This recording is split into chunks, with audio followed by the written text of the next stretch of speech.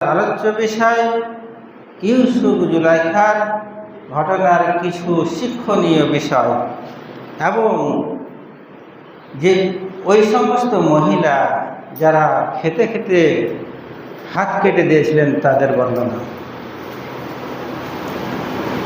ইউসুফ আলাইহিস সালাম এবং জুলাইখার ঘটনার শিক্ষণীয় বিষয়, তার মধ্যে প্রথমেই বলা যায়, যখনই মানুষ বিপদে পতিত হবে তখন সেই বিপদ থেকে বাঁচার জন্য সর্বপ্রথম তাকে আল্লাহর আশ্রয় প্রার্থনা করতে হবে।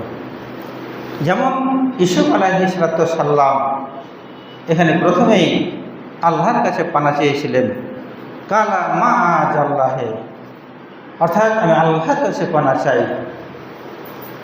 তাই বিপদে পড়ার সাথে সাথে প্রত্যেক ব্যক্তির কর্তব্য হবে, উচিত হবে আল্লাহর কাছে পানা চাহা, আল্লাহর আশ্রয় গ্রহণ করা। দ্বিতীয় শিক্ষা হলো এই যে পরিস্থিতি যতই জটিল কঠিন হোক না কেন, বাহ্যিকভাবে বের হওয়ার কোনো উপায় না থাকলেও সেখানে গুনাহ থেকে বাঁচার জন্য আপ্রাণ চেষ্টা করতে হবে। তাই সেখান থেকে বের হওয়ার জন্য আপ্রাণ চেষ্টা করতে হবে, যেমন ইউসুফ আলাইহিস সালাম করেছিলেন। চারিদিকে দেওয়াল, গেটে দরজায় তালাবন্ধ, তারপরেও ইউসুফ আলাইহিস সালাম দরজার অভিমুখে দৌড়ে পালিয়েছিলেন। সে গুনাহ থেকে বাঁচার জন্য আপ্রাণ চেষ্টা করেছে। তাই বাহ্যিকভাবে যদি কোনো পরিত্রাণের উপায় না থাকে, তারপরেও মানুষকে আপ্রাণ চেষ্টা করতে হবে, সাধ্যমতো চেষ্টা করতে হবে সেখান থেকে বের হওয়ার। তৃতীয়ত হলো, যেই স্থানে পাপ কার্য সংঘটিত হওয়ার সম্ভাবনা রয়েছে সেই স্থান তাকে পরিত্যাগ করতে হবে। যেমন ইউসুফ আলাইহিস সালাম সেই ঘর থেকে দৌড়ে পালাতে শুরু করেছিলেন। তাই যেই জায়গায় পাপ সংঘটিত হবে সেই জায়গায় ত্যাগ করতে হবে, সেই জায়গা পরিত্যাগ করতে হবে। তারপরে ইউসুফ আলাইহিস সালাম যখন পরিস্থিতি যদিও অনুকূলে ছিল না, তারপরেও তিনি চেষ্টা করেছেন সেখান থেকে বের হওয়ার, পালাবার। আর আল্লাহ তখন পথ করে দিয়েছেন, আল্লাহ বের হওয়ার ব্যবস্থা করে দিয়েছেন, নাজাতের ব্যবস্থা করে দিয়েছেন। তাই প্রত্যেক মানুষেরই কর্তব্য হবে, পরিস্থিতি যতই জটিল কঠিন হোক না কেন, পাপ কাজ যেখানে সংঘটিত হওয়ার সম্ভাবনা রয়েছে সেই জায়গা থেকে তাকে পলায়ন করতে হবে, সেই জায়গায় ত্যাগ করতে হবে। তারপরে শিক্ষণীয় বিষয় হলো সাক্ষী। যখন আপনি কোনো পাপ কাজ করছেন তখন আপনাকে জানতে হবে, বুঝে নিতে হবে যে সাক্ষী, যদিও আপাতত মনে হচ্ছে কোনো সাক্ষী নেই, আমি অন্ধকারে একাকী ঘরের মধ্যে আমি পাপ কাজে লিপ্ত হচ্ছি, যেখানে কেউ নেই, কেউ দেখছে না, কোনো সাক্ষীরও ব্যবস্থা নাই। এই রকম পরিস্থিতিও তোমাকে মনে রাখতে হবে যে আল্লাহ সর্বশক্তিমান, সব কিছুই সাক্ষী। আল্লাহর জমিনে প্রত্যেকটা অণু পরমাণু সবই আল্লাহর সাক্ষী হিসাবে কাজ করবে। আল্লাহ হুকুম প্রত্যেকটা জড় পদার্থ পালন করবে।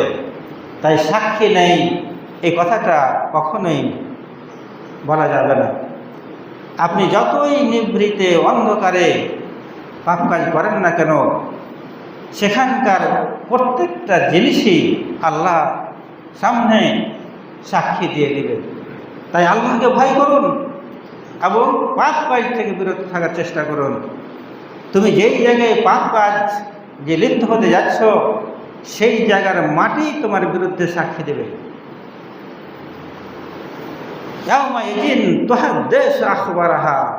সূরা জিলজালে বলা হয়েছে সেদিন মাটি সব কিছু বলে দেবে, তুমি কোথায় পাপ করেছো, কোথায় পাপ কাজ সংঘটিত হয়েছে, সেই জায়গা তোমার বিপক্ষে সাক্ষী দেবে। তাই তুমি ভেবো না যে এখানে কেউ নাই, কেউ আমাকে দেখছে না, আমি পাপ কাজে লিপ্ত হলাম তো কোনো সাক্ষী হবে না, তা নয়। তুমি যেখানেই থাকো না কেন সেই জায়গার মাটি সাক্ষী দেবে, প্রত্যেকটা অণুপরমাণু, ইট, দেওয়াল সব কিছুই তোমার বিপক্ষে সাক্ষী দেবে। তাই পাপ কাজ করার আগে আপনি একবার চিন্তা করুন, ভাবুন তোমার বিপক্ষে সাক্ষী দেওয়ার জন্য আল্লাহ কত কিছুকে সৃষ্টি করে রেখেছে। ইউসুফ আলাইহিস সালাম কে নিয়ে জুলাইখা যেখানে ছিল, বাহ্যিক দৃষ্টিতে দেখা যায় সেখানে কোনো সাক্ষী নাই। তারাও কল্পনা করেনি কখনোই যে ছোট একটা শিশু, ছোট বাচ্চা দোলনায় রয়েছে, সে এই ঘটনা বুঝবে, বলবে, সাক্ষী দেবে, এটা তাদের কল্পনার বাইরে ছিল। তারপরেও আল্লাহ তাকে সাক্ষী হিসাবে খাড়া করে দিয়েছিল। তাই সাক্ষী প্রত্যেকটা অনুপরমাণু তোমার বিপক্ষে সাক্ষী দেবে। এমনকি তোমার দেহের অঙ্গ প্রত্যঙ্গ তোমার বিরুদ্ধে সাক্ষী দেবে, যাকে তুমি আপন মনে করছো। তাই পাপ কাজ করার আগে আপনি একবার চিন্তা করুন, ভাবুন তোমার হাত, তোমার পা তোমার বিপক্ষে সাক্ষী দেবে। যে কথাটা আল্লাহ পাক রব্বুল আলামিন সূরা ইয়াসিনের 65 নম্বর আয়াতে বলছেন, আল ইয়াওমা নাখতামু আলা আফওয়াহিহিম ওয়া তুকাল্লিমুনা আইদিহিম ওয়া তাশহাদু আরজুলুহুম বিমা কানু ইয়াকসিবুন। আল ইয়াওমা নাখতামু আলা আফওয়াহিহিম, কিয়ামতের দিন আল্লাহ তোমার মুখে মোহর মেরে দিবে। যখন পাপ কি তুমি স্বীকার করবে না যে আমি এগুলো করিনি, আল্লাহ কি করবেন? তোমার মুখে মোহর মেরে দেবেন। আর তাশহাদু ওয়া তুকাল্লিমুনা আইদিহিম, আর তোমার হাত কথা বলবে। যে হাতকে তুমি আপন মনে করছো, এই হাত, যে হাতের দ্বারা তুমি পাপ কাজ করছো, এই হাত তোমার বিপক্ষে সাক্ষী দেবে। তাই ভেবো না যে সাক্ষী নেই, আল্লাহর কাছে সাক্ষীর অভাব নেই। তুমি যেখানেই পাপ কাজে জড়িত হও না কেন সেই জায়গায় সাক্ষী দেবে, তোমার হাত তোমার বিপক্ষে সাক্ষী দেবে। অত কাল্লিমুনা আইদিহিম, তোমার হাত তোমার বিপক্ষে কথা বলো, তোমার হাত সাক্ষী দিয়ে দেবে তুমি কি করেছো হাত দিয়ে। তাশহাদু আরজুলুহুম বিমা কানু ইয়াকসিবুন, আর তোমার পা সাক্ষী দিয়ে দেবে তুমি কি করেছো। তাহলে পাপ কাজ করার আগে তুমি একবার চিন্তা করো, ভাবো যে যাকে তুমি আপন ভাবছো সেই তোমার বিপক্ষে সাক্ষী দেবে। তাই ইউসুফ এবং জুলাইখার ঘটনা থেকে এগুলো শিক্ষণীয় বিষয় রয়েছে যে সাক্ষী দেওয়ার ব্যাপারে তুমি আল্লাহকে ভয় করো। তোমার নিজের শরীরের অঙ্গ প্রত্যঙ্গ তোমার বিপক্ষে সাক্ষী দেবে। তুমি ভাবছো যে এখানে কেউ নাই, অথচ আল্লাহর প্রত্যেকটা জড়বস্তু, অণু পরমাণু সমস্ত কিছুই আল্লাহর সাক্ষী। এই মাটি আল্লাহর সাক্ষী, এই মাটি তোমার বিপক্ষে সাক্ষী দেবে। তাছাড়া তোমার শরীরের যে প্রহরী রয়েছে,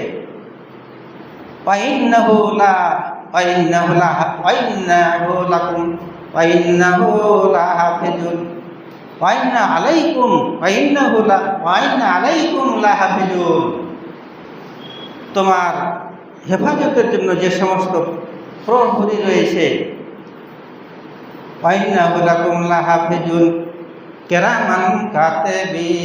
কেরামান সম্মানিত আমল লেখক ফেরেশতা, যা তোমার দুই কাঁধে সব সময় রয়েছে 24 ঘন্টায়, তোমার থেকে কখনো পৃথক হয় না।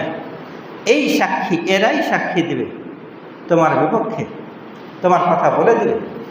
যারা সম্মানিত লেখক তারা লিখে রেখেছে, ইয়ালামুনা মা তাফআলুন, তোমরা যা করো তা তারা জানে। এই কেরামান কাতিবিন, তোমরা যা করছো তা ওরা জানছে এবং তা লিপিবদ্ধ করছে তোমার আমল নামায়।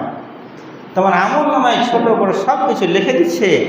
কাজেই তুমি ভেবো না যে আমি গোপনে একটা পাপ কাজ করলাম, তো এই কাজের কোনো সাক্ষী থাকবে না। তারাই তোমার হাত, তোমার পা তোমার বিপক্ষে সাক্ষী। তোমার কাঁধে যে দু ফেরেশতা রয়েছে তারা তোমার আমল লিখে রাখছে। কিয়ামতের দিন যখন আমল নামা দেওয়া হবে তখন তারা বলবে ওয়ায়াকুলুনা মা হাযাল কিতাব লা ইউগাদিরু সাগীরাতান ওয়া কাবীরাতান ইল্লা হাসাহা। সূরা কাহাফ 49 নম্বর আয়াতে বলা হয়েছে, যখন আমল নামা দেওয়া হবে তখন আমল নামা দেখে সে বলবে যে কি আশ্চর্য কিতাব, এতে ছোট বড় কোনো কিছুই বাদ যায়নি, সবই লিপিবদ্ধ আছে। একটা ছোট গুনাহ লেখা আছে, বড় গুনাহ লেখা আছে, কোনো গুনাহই বাদ দেওয়া হয়নি। কি আশ্চর্য কিতাব! মা হাযাল কিতাব লা ইউগাদিরু সাগীরাতান ওয়ালা কাবীরাতান ইল্লা আহসাহা। ছোট বড় সমস্ত গুনাহ লিখে দেওয়া হয়েছে। তাই পাপ কাজ করার সময় আবার ভাবতে হবে যে তোমার বিপক্ষে সাক্ষী দেওয়ার জন্য আল্লাহর অসংখ্য অসংখ্য জীব রয়েছে যা তোমার বিপক্ষে সাক্ষী দেবে। তাছাড়া জড় পদার্থ তারাও সাক্ষী দিয়ে দেবে। ইউসুফ আলাইহিস সালামের এই ঘটনায় সাক্ষী হিসাবে যেটা পাওয়া গেল সেটাও একটা ছোট শিশুকে সাক্ষী দিল। আর সাক্ষী দেওয়ার ক্ষেত্রে কারো কোনো গোপন বিষয়, এখানে আরও একটা কথা শিক্ষণীয় রয়েছে, সেটা হলো কারো কোনো গোপন বিষয় প্রকাশ করা ঠিক নয়। যদি কেউ কারো কোনো গোপন বিষয় গোপন রাখে তাহলে তার ফজিলত হলো কিয়ামতের দিন আল্লাহ তার পাপগুলোকে ঢেকে রাখবেন, তার পাপ গোপন রাখবেন। এখানে ইউসুফ আলাইহিস সালাম বলেননি যে জুলাইখা আমার সঙ্গে এই করতে উদ্যত, বরং পরিস্থিতি যখন ওইভাবে দাঁড়িয়েছে, যখন জুলাইখা তাকে দোষী সাব্যস্ত করছে, পরিস্থিতি ঘুরিয়ে দিয়েছে যে ইউসুফ আমার প্রতি জেরা করার জন্য উদ্যত হয়েছে, তখন নিজেকে বাঁচাবার জন্য সে বলছে কালা হিয়া রাওয়াদাতনি আন নাফসি ওয়া শাহিদুম মিন আহলিহা ইন কানা কামিসুহু কুদ্দা মিন কুবুরিন ফাসাদাকাত ওয়া হুয়া মিনাল কাযিবিন ওয়া ইন কানা কামিসুহু কুদ্দা মিন দুবুরিন ফাকাযাবাত ওয়া হুয়া মিনাস সাদিকিন। তখন সে বলেছে যে আমি চাইনি, জুলাইখা আমার সঙ্গে জেনা করতে চেয়েছে। সাক্ষী হিসাবে যে সাক্ষী দিল তার সাক্ষীর যুক্তিটা দেখো। সে বলছে না যে জুলাইখা দোষী, সে বলে না যে জুলাইখা অপরাধী, সে সাক্ষী দিছে কীভাবে? সে সাক্ষী দিছে এইভাবে। এখানে শিক্ষণীয় বিষয় দেখো, সে সরাসরি উল্লেখ করে না যে জুলাইখা দোষী, সে এভাবে সাক্ষী দিচ্ছে যে যদি ইউসুফের জামার সামনের দিক ছিঁড়া থাকে তাহলে জুলাইখা দোষী, তাহলে ইউসুফ দোষী, জুলাইখা নির্দোষী। আর যদি জামার পেছন দিক ছিঁড়া থাকে তাহলে ইউসুফ নির্দোষী, জুলাইখা দোষী। সাক্ষীর এই একটা বর্ণনা ভঙ্গি। ফালাম্মা রা কামিসুহু কুদ্দা মিন দুবুরিন, যখন দেখা গেল জামার পিছন দিক ছেঁড়া, তখন বললেন কালা ইন্নাহু মিন কাইদিকুন্না ইন্না কাইদাকুন্না আজিব। তখন আজিজে মিশর বললেন এটা নারীদের একটা ছলনা, নারীদের ছলনা। আর নারীদের ছলনা বড়ই কঠিন, বড়ই জটিল। এটা অবশ্য মিশরে আজিজের কথা, এটা আল্লাহর কথা নয়। এখানে নারীর ছলনা বলতে সমস্ত নারীকে বোঝানো হয়নি, ওই কিছু নারীকে বোঝানো হয়েছে যারা এরকম স্বভাবের হয়, যারা চক্রান্ত করে, ছলনা করে। তো এই নারীদের ছলনাটাও কিন্তু কঠিন। ওই জন্য ইউসুফ আলাইহিস সালামের এই ঘটনায় আজিজে মিশর তার স্ত্রী জুলাইখাকেই বলছেন যে খালা ইন্নাহু মিন কাইদিকুন্না ইন্না কাইদাকুন্না আজিব। আরে এটা হচ্ছে নারীদের চক্রান্ত, নারীদের ছলনা। আর নারীদের ছলনা কঠিন, কারণ আজিজে মিশর বুঝে গেছেন যে তুমি দোষী, তুমি তাকে যৌন মিলন করার জন্য আহ্বান করেছ, আর ঘটনা তুমি ঘুরিয়ে দিছ, সমস্ত দোষ ইউসুফের উপরে ফেলে দিচ্ছ। তাই বললে এটা হলো নারীদের চক্রান্ত, নারীদের ছলনা। তাহলে মনে রাখবে যে এখানে সমস্ত নারী নয়, সমাজে কিছু সংখ্যক নারী দেখা যায় যারা এই ধরনের তারা চক্রান্ত ছলনা করে, তারা ওই পর্যায়ে পড়বে, সমস্ত নারী নয়। তো নারীদের চক্রান্ত হলো কঠিন, যার সম্পর্কে কুরতুবীতে আবু হুরায়রা থেকে বর্ণিত আছে। আবু হুরায়রা রিওয়ায়াতে রয়েছে রাসূলুল্লাহ সাল্লাল্লাহু আলাইহি ওয়াসাল্লাম বলেছেন যে শয়তানের চক্রান্তের থেকেও, ছলনার থেকে নারীদের চক্রান্ত জটিল, কঠিন, গুরুতর। কারণ আল্লাহ পাক রব্বুল আলামিন বলছেন ইন্নাহু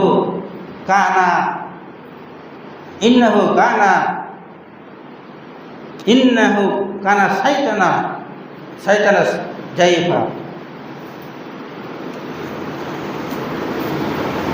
ইন্নাহু মিন কাইদা শাইতানা জাইফা, অর্থাৎ শয়তানের চক্রান্ত ছলনা দুর্বল, শয়তানের ছলনা চক্রান্ত দুর্বল নারীদের চক্রান্ত চাইতে। তার মানে নারীদের চক্রান্ত কঠিন, জটিল। তাই এখানে চক্রান্ত ছলনা বলতে ওই সমস্ত নারীকে বোঝানো হয়েছে যারা ছলনা করে, চক্রান্ত করে, এবং তাদের চক্রান্তটা শয়তানের চক্রান্ত থেকেও বড়, কঠিন।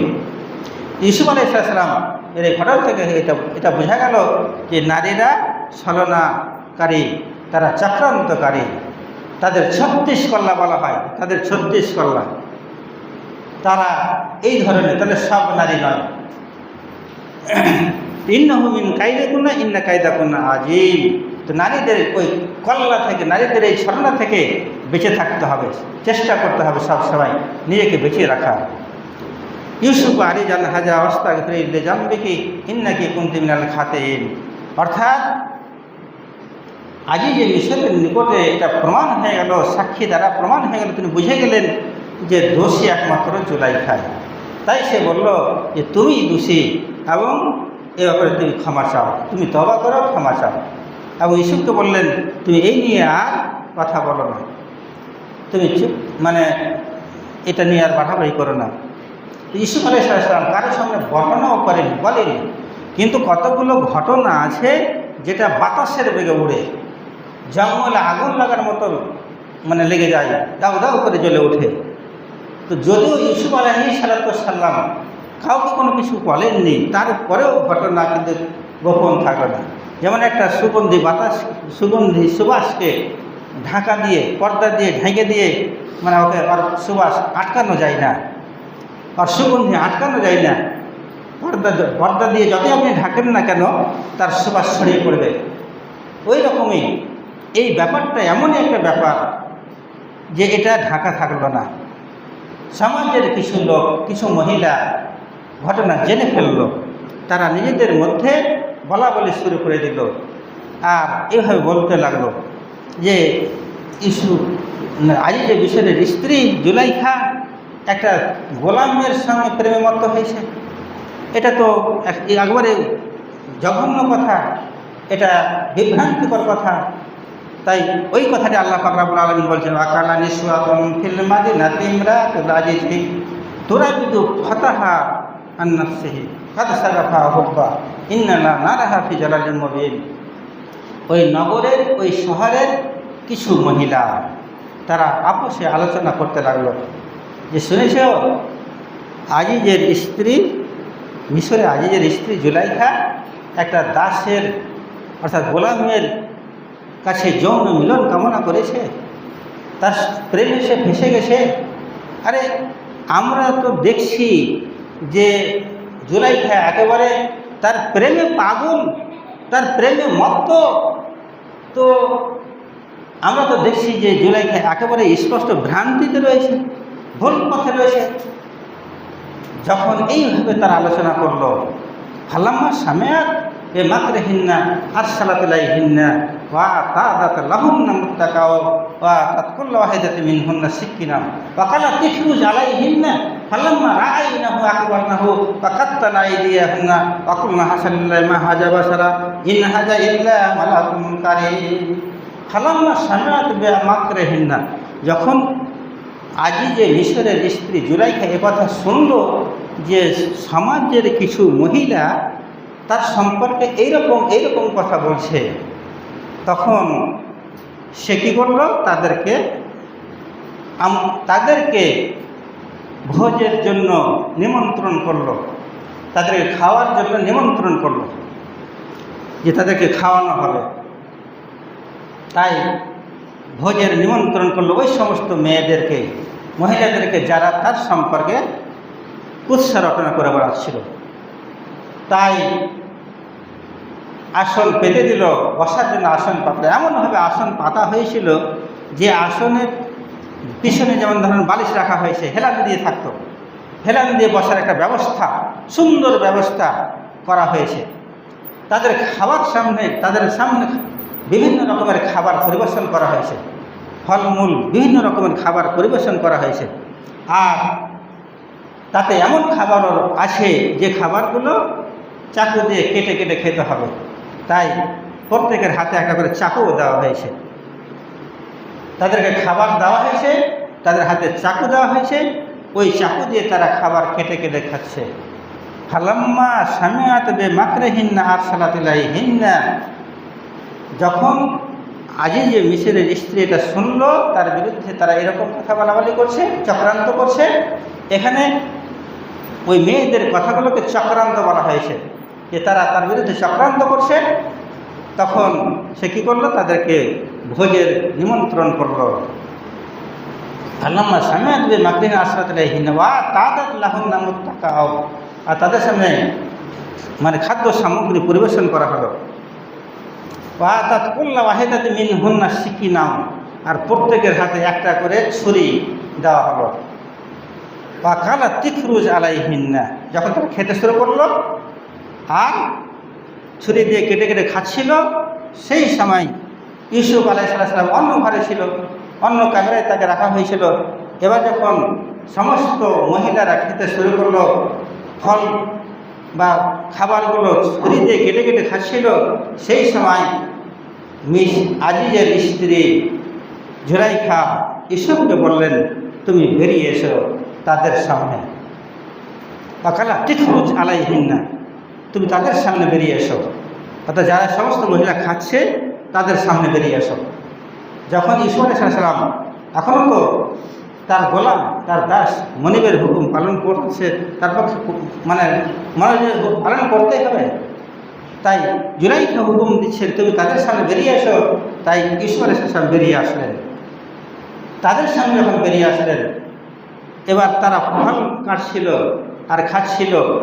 তো যখন ফালাম্মা রাআইনাহু আকবারনাহু ওয়া কাত্তানা আইদিয়াহুন্না, যখন ইউসুফ তাদের সামনে আসলো, ইউসুফকে দেখেই তারা একেবারে বিস্মিত হয়ে গেল, অভিভূত হয়ে গেল, এবং তারা তাদের নিজের আঙ্গুল, তাদের হাত কেটে দিল। ওয়াকাত্তানা আইদিয়াহুন্না, তারা তাদের নিজের হাত কেটে দিল। কিন্তু তারা বুঝতে পারে না, ইউসুফের সৌন্দর্য দেখে তারা এত মোহিত হয়ে গেছে যে তারা ফল কাটছে না হাত কাটছে এই জ্ঞান তাদের নাই। এই হিতাহিত জ্ঞান তার হারিয়ে গেছে। একবার দর্শন করে ইউসুফকে একবার এক ঝলক দেখেই তাদের জ্ঞান হারিয়ে গেছে, বেহুশ হয়ে গেছে যে তারা কী করছে। এত সুন্দর, এত রূপ যা কখনোই তারা রাখেনি। তাই ওই ফল কাটতে কাটতে তারা নিজের আঙুল কেটে ফেলেছে। বা কাত্তানা আইদিয়াহুন্না বা কুলনা হাসাদিল্লাহি ফালাম্মা রাআইনাহু আকবারনাহু ফালাম্মা রাআইনা আকবারনাহু ওয়া কাত্তানা আইদিয়াহুন্না বা কুলনা হাসাদিল্লাহি মা হাযা বাশারা ইন হাযা ইল্লা মালাকুন কারীম।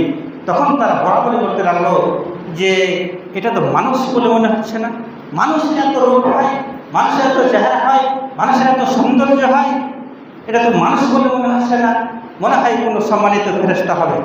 অথচ ফেরেশতাকে তো তারা দেখেনি, মানুষ তো কখনো ফেরেশতাকে দেখেনি। কিন্তু তো মানুষের ধারণা হয়তো মানুষের চাইতে ফেরেশতারা বেশি সুন্দর, কিন্তু তা নয়। আল্লাহ মানুষকে সুন্দরভাবে সৃষ্টি করেছেন। এরা সূরা 3 বলা হয়েছে, লাকাদ খালাকনাল ইনসানা ফি আহসানি তাকওয়িম। সুন্দর অবয়বে মানুষকে আল্লাহ সৃষ্টি করেছেন। অথচ যেহেতু ফেরেশতারা দেখেনি কখনোই, এত রূপ কোনো মানুষের দেখেনি, এত সৌন্দর্য কোনো মানুষের দেখেনি, তাই প্রথম দেখেই তারা বিমুখ হয়ে গেছে এবং তারা নিজের হাত কেটে ফেলেছে আর মন্তব্য করছে, একে তো মানুষ বলে মনে হচ্ছে না, হয় কোনো সম্মানিত ফেরেশতা হবে। তাহলে ইউসুফ আলাইহিস সালামকে কত সৌন্দর্য, কত রূপ দেওয়া হয়েছিল। তো এক ঝলক দেখা মাত্রই তারা হাত কাটছে না ফল কাটছে এই জ্ঞান নাই। তখন তো জুলাইখার সুযোগ হয়ে গেল। তোমরাই তো বলে বেড়াচ্ছে সমাজে, বলা বলি করছিল নিজেদের মধ্যে, আরে আজিজের স্ত্রী একটা গোলামের সঙ্গে প্রেমে মেতে গেছে, একটা গোলামের সঙ্গে ফেসে গেছে। এই যে কথা তোমরা বলছিলে, তখন নিজের হাত যখন কেটে ফেলছে এক ঝলক দেখাতে, তখন এবার বলছে আজিজের স্ত্রী কালাত কালাত মাঝে, অর্থাৎ ফালাম্মা রাআইনাহু আকবারহু ওয়া কাত্তানা আইদিয়াহুন্না ওয়া কুননা হাসিরিল মাহাজা বাসারা ইন হাজা ইল্লা মালাকুন কারীম। কালাত মা জাদাও কালাত ফাজাল কুল্লাল্লাযী লুমতান্নানি ফিহি, কালাত ফাজালে কুল্লাল্লাযী লুমতান্নানি ফিহি। অর্থাৎ আলী মিশরের স্ত্রী বলছেন, এই হলো সেই ব্যক্তি যার কথা তোমরা বলছিলে, এটাই হলো সেই লোক যার কথা তোমরা বলে বেড়াচ্ছিলে। তো যাকে এক ঝলক দেখে তোমরা হাত কাটছো না ফল কাটছো, এই হিতাহিত জ্ঞান তুমি হারিয়ে ফেলেছ। তাহলে যে ইউসুফ আমার ঘরে 24 ঘন্টা থাকে, যাকে আমি বারবার দেখি, তাহলে আমার অবস্থা কী হতে পারে? এই সেই ব্যক্তি যার কথা তোমরা বলে বেড়াচ্ছ। তো এখনও আমি বলছি, এবার সুযোগ পেয়ে এসে জুলাইখা বলছে, এখন আমি বলছি যে তাকে যা হুকুম করা হচ্ছে যদি সে তা পালন না করে, তাহলে তাকে জেলখানায় যেতে হবে। কালাত ফাজালে কুল্লাল্লাযী লুমতুন্নানি ফিহি ওয়ালাকাদ রাআতুহু আন নাফসিহি ফাস্তাসামা। বলছেন আমি তাকে তার প্রেমে পড়েছিলাম, ততক্ষণ ও স্বীকার করে দিচ্ছে। এখানে ও স্বীকার করে দিচ্ছে জুলাইখা যে আমি তার প্রেমে পড়েছি, কিন্তু এই নিষ্ঠুর এই যুবক সে নিজেকে পবিত্র রেখেছে, সে আমার ফাঁদে পড়েনি, সে এখনও আমার ফাঁদে পড়েনি, সে নিজেকে পবিত্র রেখেছে। তাই এত ধমক দিয়ে বলল যে এখন তাকে বলছি যদি সে আমার কথা না শুনে, তাহলে তাকে কারাগারে নিক্ষেপ করতে হবে, তাকে কারাগারে সে নিক্ষিপ্ত হবে, জেলখানে এসে যাবে। তখন ইউসুফ আলাইহিস সালাম বলেন, কালা রাব্বিস সিজনু আহাব্বু ইলাইয়া মিম্মা ইয়াদউনানি ইলাইহি ওয়া ইল্লা তাসরিফানি কাইদিহুন্না ওয়া আসবু ইলাইহিন্না ওয়া আকুনু মিনাল জাহিলিন। তখন ইউসুফ আলাইহিস সালাম আল্লাহকে বললেন, হে আল্লাহ, এই নারীরা আমাকে যে কাজের দিকে আহ্বান করছে তার চাইতে জেলখানায় আমার জন্য প্রিয়, তার চাইতে জেলখানায় আমার জন্য প্রিয়। এই কথাটা সে বলল এবং বলল যে তুমি যদি এই নারীদের শরণার থেকে আমাকে না বাঁচাও, তাহলে আমি তাদের থেকে আকৃষ্ট হয়ে যাব এবং আমি গুনাহে লিপ্ত হয়ে যাব। তো এখানেও ইউসুফ আলাইহিস সালাম কী করলেন? আল্লাহর কাছে আশ্রয় প্রার্থনা করছেন গুনাহ থেকে বাঁচার জন্য। তবে এই কথাটা এখানে বলা ঠিক হলো না যে বড় ক্ষতি থেকে বাঁচার জন্য সে ছোট ক্ষতিকেই ভালো মনে করবে, তা না। এখানে ইউসুফ আলাইহিস সালামের বলার উচিত ছিল যে হ্যাঁ আল্লাহ, তুই আমাকে নিরাপত্তা দান করো, আমাকে নিরাপত্তা দাও, এই কথা যদি বলতে হতো। কিন্তু তা না বলে সে বলল কি যে এই মহিলারা আমাকে যে কাজের দিকে আহ্বান করছে, অর্থাৎ জেনার দিকে আহ্বান করছে, তার চাইতে জেলখানায় আমার জন্য শ্রেয়, জেলখানাটাই ভালো। কালা রাব্বি ইন্নী কালা, অর্থাৎ এই জেলখানায় আমার জন্য শ্রেয়। এবং বলল যে তুমি যদি এদের খবর থেকে এদের চক্রান্ত আমাদের নাম আছে, তাহলে আমি কি বলি এদের চক্রান্তে পড়ে যাব। তো এই কথা তার বলা ঠিক হয়। তাকে বলতে হতো যে হে আল্লাহ, তুই আমাকে নিরাপত্তা দাও। ফার্স্টটা জামাতাহু রাব্বুহু ফাশারাফা আনহু কাইদিহুন্না ইন্নাহু হুয়াস সামিউল আলিম। যখন আল্লাহর কাছে বললেন, আল্লাহ কি করলেন? তার দোয়া কবুল করে নিলেন। তখন তাকে আল্লাহ আস্তা জাওয়ালহু রাব্বুহু, তার প্রতিপালক তার দোয়া কবুল করেন। ফাস্তা জাওয়ালহু রাব্বুহু ফাসারাফা আনহু কাইদাহুন্না ইন্নাহু হুয়াস সামিউল আলিম। আর তাকে ওই নারীদের চক্রান্ত থেকে তিনি বাঁচিয়ে নিলেন। আর আল্লাহ হচ্ছেন সর্বশ্রোতা সর্বজ্ঞানী। সুম্মা বাদালাহুম মিন বাদে মা রাআউল আয়াতে লা ইউসজারনাহু হাত্তা হিন। সব কিছু প্রমাণ হয়ে গেল যে জুলাইখাই দোষী, জুলাইখাও নিয়ে স্বীকার করে নিল যে সে নিজে থেকেই তাকে আহ্বান করেছে, অথচ সে পবিত্র রেখেছে নিজেকে। তারপরেও আজিজে মিশর এবং আজিজে মিশর এদের একটা সিদ্ধান্ত হলো যে ইউসুফকে জেলখানায় দেওয়া হবে, তাকে জেলখানাতেই রাখতে হবে। হয়তো আজিজে মিশরের উদ্দেশ্য হলো এই যে যদি এই সময় যদি তাকে জেলখানায় না দেওয়া হয়, যদি আজিজে মিশরের বাড়িতে রাখা হয়, তাহলে জুলাইখা হয়তো আবার তার কাছে প্রেম নিবেদন করবে, কিংবা সমাজের মধ্যে একটা আলোচনা হতেই থাকবে। এই আলোচনা থেকে রেহাই দেওয়ার জন্যই, যদিও প্রমাণ হয়ে গেল যে ইউসুফ নির্দোষ, তারপরেও সিদ্ধান্ত হলো যে ইউসুফকে কিছুদিনের জন্য জেলখানায় দিতে হবে। তো যাই হোক, এই ঘটনাগুলো থেকে শিক্ষা হলো এই যে তোমরা যতই, হে যুবক, তোমরা মনে করো, একটা কথা মনে করো না যে আমি অন্ধকারে পাপ কাজ করছি কিন্তু কেউ দেখতে পাচ্ছে না, কেউ সাক্ষী নেই, এ কথা ভাবো না। ওই মাটি তোমার বিপক্ষে, যেই জায়গায় পাপ কাজ করবে এই মাটি তোমার বিপক্ষে সাক্ষী দেবে।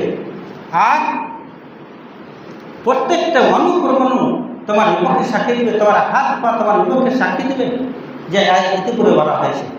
তো মোট কথা, আল্লাহকে ভয় করুন। হাদিসে এসেছে যে তুমি যদি নিজেকে এই পাপ থেকে বাঁচিয়ে রাখতে পারো, তাহলে তুমি হবে সম্মানিত ব্যক্তি। কিয়ামতের মাঠে যেদিন আল্লাহর আরশের ছায়া ছাড়া কোনো ছায়া থাকবে না, সেই দিন 7 শ্রেণীর লোক আল্লাহর আরশের ছায়ায় স্থান পাবে, বসার সুযোগ পাবে। আর যারা বসার সুযোগ পাবে তারা হবে খুবই সম্মানিত ব্যক্তি। তাদের মধ্যে একজন হলো ওই ব্যক্তি যাকে কোনো সুন্দরী নারী এবং সম্ভ্রান্ত বংশের নারী যৌন মিলন করার জন্য আহ্বান করবে, আর সে বলবে যে আমি আল্লাহকে ভয় করি, অতএব তোমার ডাকে আমি সাড়া দিতে পারি না। তো যে এই কথাটা বলতে পারবে, এত বড় একটা সুযোগ পেল, একটা নারী তাকে আহ্বান করলো তার সঙ্গে যৌন ক্ষুধা নিবারণ করার জন্য, অথচ সে বলছে যে আমি আল্লাহকে ভয় করি, আমি তোমার ডাকে সাড়া দিতে পারি না। তো আল্লাহকে ভয় করো, আল্লাহ সব কিছু দেখছেন, জানছেন। তাছাড়া তোমার দেহে 2 কাঁধে যে ফেরেশতা রয়েছে, সেও তোমার কর্ম লিপিবদ্ধ করছে। মরে একদিন যেতেই হবে, হিসাব একদিন দিতেই হবে, আমল নামা দেওয়া হবে। আমল নামে দেখবেন তোমার জীবনের প্রত্যেকটা ছোট বড় সব গুনাহ লেখা রয়েছে।